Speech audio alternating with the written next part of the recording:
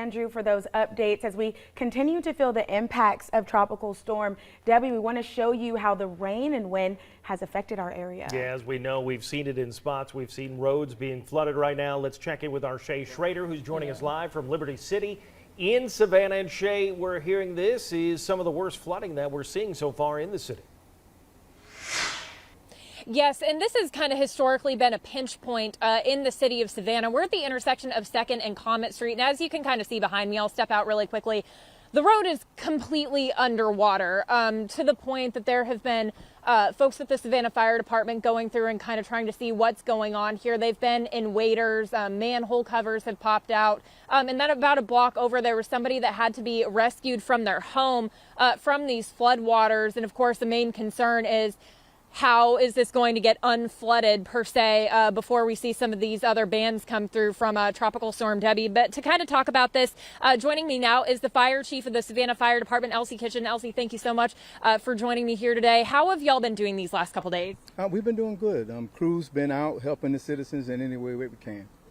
I know that you guys had a couple of rescues. I heard that you had some people that you had to get out of stalled cars. This in particular seems fairly severe. Is this the worst that you've seen so far? This is the worst that I've seen so far. Unfortunately, everyone is safe, and even the occupants that have flood issues in their home, they're still in safe conditions. That's very good to hear, very important. The chief had mentioned that a lot of people weren't home during this, and so that's definitely where you want to be, is on the other side of it. But I know that there are some concerns of if this is going to reflood or flood more. What is it that you guys are going to be able to do over the next couple of hours to kind of help mitigate some of this before we see more rain? Well, Stormwater's coming with a vac truck, and they will do everything they can to make sure that we get these waters down as quick as possible. But we also have shelters and everything that we can help with the residents to move them if they need to be moved. But most of them want to stay home, they're in safe conditions, and we're just making sure they have all the necessities. Now, you guys are the fire department, and this is kind of the exact opposite of a fire, right? Floodwaters. What kind of training goes into making sure that your guys know what they're doing when they go into floodwater situations like this, and they're able to kind of help the people in their homes or anybody that might be trapped? Well, Shay, we are a all hazards fire department. That means we cover everything from water to fire to chemicals to TRT, which is technical rescue. And we train on this every Friday. We have swiftwater teams that train on how to maneuver through these waters in a safe manner. And all our members are even trained to either operations or awareness level of swiftwater.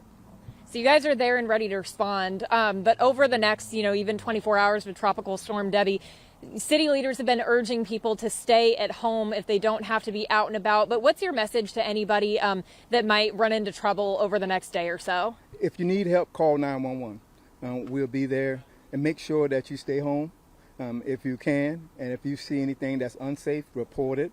And if you see standing water, please do not go through that standing water. Assume that it's dangerous.